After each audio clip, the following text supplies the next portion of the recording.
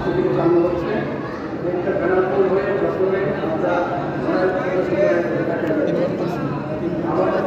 আপনাদের আরেকটা দাবি আছে, চাওয়া আছে যে এই ট্রেনটা যদি মানুষ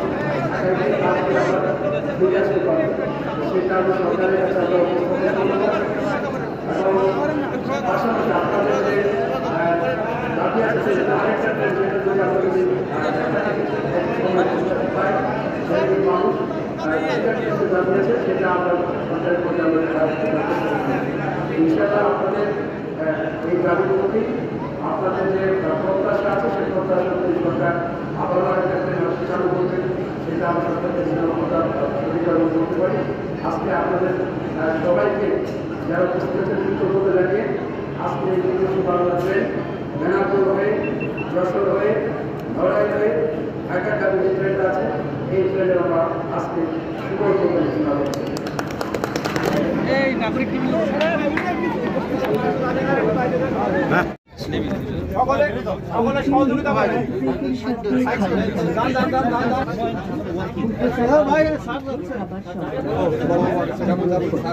প্লিজ প্লিজ আপনারা নেন। আমার নাম নাহিন বিন হক। জি, আপনি কোথা থেকে এসেছেন? আমি আজকে ভারত থেকে এসেছি, কলকাতা থেকে এসেছি। আমাকে আবার বর্ডারে বলা হয়েছে যে আজকে একটা উদ্বোধনী ট্রেন আছে, সেই জন্য আমি এই ট্রেন ধরার জন্য এসেছি এবং বেশ আমরা অত্যন্ত আনন্দিত যে এই ট্রেন যাত্রার মাধ্যমে মানুষ আরও বেশি ভারত থেকে এসে সে কোনো কষ্ট ভোগান্তি ছাড়াই সে দ্রুত সময়ের মধ্যে খুব রিজনেবল প্রাইসে বিভিন্ন ক্লাসে সে তার কমফোর্টেবল জার্নির মাধ্যমে সে ঢাকা চলে যেতে পারে। আমার নাম হরেকৃষ্ণ লোক। কোথা থেকে এসেছেন? আমি কলকাতা থেকে এসেছি। যাবেন কোথায়? ঢাকা। এই ট্রেনটা চালুর ফলে আপনার ঢাকার সঙ্গে যে যশোরের দূরত্ব কত কিলোমিটার কমবে, কয় ঘন্টায় যাবে জানেন কি? আমি জানি প্রায় 4 ঘন্টার মধ্যে চলে যাবে। মানে এর চেয়ে সুখবর, এর চেয়ে সুন্দর একটা অবস্থান, মানে এত তাড়াতাড়ি যে আমরা পেয়েছি এবং এই যে এই উন্নয়নের ধারাটা যাতে ঈশ্বর মানে এবং আমাদের মাধ্যমে যাতে উন্নয়নের ধারাটা যাতে অব্যাহত থাকে এটা প্রার্থনা করি, এটা কামনা করি। এবং আমাদের দেশের ভাবমূর্তি যেমন দুর্নীতিগ্রস্ত থেকে উত্তীর্ণ হয়ে এবং অসাম্প্রদায়িক দেশ হিসাবে সারা পৃথিবীতে যাতে আমাদের সুনাম বর্ধন হয়। ও বলছি যে আপনি এই ট্রেনেরই যাত্রী, তো সেই সম্পর্কে যদি অনুভূতিটা আমাদেরকে ব্যক্ত করেন যে আগের যে দীর্ঘ সময় এটা ট্রেনের সময় লাগতো বা আপনার অনেক দূর দিয়ে ঘুরে যেত, আর এই শর্ট টাইমে যাওয়ার আপনার অনুভূতিটা একটু আমাদের। এর আগে যখন আমরা ট্রেনে গিয়েছি দীর্ঘদিন 9 ঘন্টা ওয়েট করে যাওয়া লাগতো, যা মানে অনেক বিরক্তিকর একটা জার্নি ছিল। কিন্তু এই বেনাপোল পদ্মা সেতু হয়ে যে ট্রেনটি চালু হয়েছে আজ 24শে ডিসেম্বর 2024 সালে, এটা খুব সংক্ষিপ্ত সময়ে আমরা বেনাপোল থেকে বেনাপোলবাসী ঢাকাতে যেতে পারছি। এটা আমাদের অনেক আনন্দের একটা বিষয় এবং আশা করি যে যদি আমাদের ট্রেন সংখ্যা আর একটু শিডিউল আর একটা বাড়ানো যেত তাহলে বেনাপোলবাসীর জন্য আরও উপকৃত। আলাউদ্দিন আহমেদ ছোট, আমরা এত স্বল্প সময়ে যে জাতি পারবো এটা আমাদের কল্পনার বাইরে ছিল, যার কারণে আমরা এত খুশি হয়েছি যে আজকে আমরা যাচ্ছি ঢাকায় এই শোনা মাত্র। এটা কি আপনার এই ট্রেনে কি আনন্দ ভ্রমণে যাচ্ছেন নাকি হচ্ছে আপনার রাজ্যজল কোনো কাজ ছিল সেই আনন্দ ভ্রমণ শুধুমাত্র আনন্দ করার জন্য ট্রেনটা উদ্বোধনের কারণে এই আনন্দ ভ্রমণ? কয়জন যাচ্ছেন? আমি যাচ্ছি প্রায় পরিবার প্রায় 6 জন। টিকিট কত করে নিয়েছে? টিকিট আমি শ্রবণে কেটেছি, এসিতে কেটেছি আপনার 700 কত টাকা।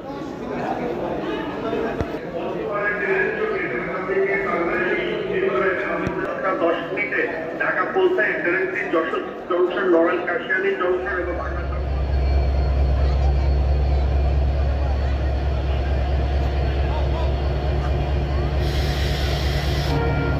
বেনাপোলবাসীর অনেক দিনের প্রত্যাশা যে পদ্মা সেতু ট্রেন যোগাযোগ বেনাপোল ঢাকা ট্রেন যোগাযোগ চালু হবে। এই প্রত্যাশিত আশা আজকে পূরণ হতে চলছে।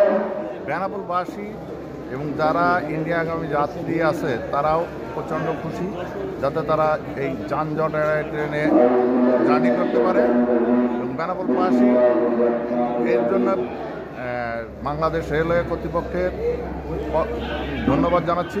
আমি বেনাপোল ট্রান্সপোর্ট এজেন্সির মালিক সমিতির সভাপতি। আমার ট্রান্সপোর্ট এজেন্সি মালিক সমিতির পক্ষ থেকে রেলওয়ে কর্তৃপক্ষের আন্তরিক ধন্যবাদ ও শুভেচ্ছা। আপনার 57টা আর বেনাপোল এক্সপ্রেসে বিক্রি হয়েছে 88টা। এটা কি আপনার এখান থেকে যশোরে বিক্রি হয়েছে না ঢাকা পর্যন্ত বিক্রি হয়েছে? মানে টোটাল মানে ঢাকা পর্যন্ত কত টিকিট বিক্রি হয়েছে? আইডেন্টিফাই করা তো ওই যে বললাম না, কালকে সার্ভার রেডি হবে, আমাদের 24 ঘন্টা পরে গতকালকে সার্ভারটা রেডি হবে, এইভাবে চলে। আর চেয়ার কোচে ভাড়া কত আর এসিতে ভাড়া কত? চেয়ার কোচে ঢাকার ভাড়া হচ্ছে 455 টাকা এবং এসিতে ঢাকার ভাড়া ভ্যাট সহ 870 টাকা।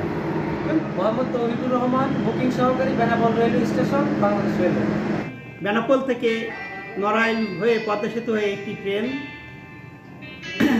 দেওয়ার জন্য সেই পরিপ্রেক্ষিতে বাংলাদেশ রেলওয়ে রূপসী বাংলা নামে একটি ট্রেন দিয়েছে। এই ট্রেনটি আজকে 24শে ডিসেম্বর 927 জন টোটাল যাত্রী নিয়ে ঢাকার উদ্দেশ্যে রওনা করেছে।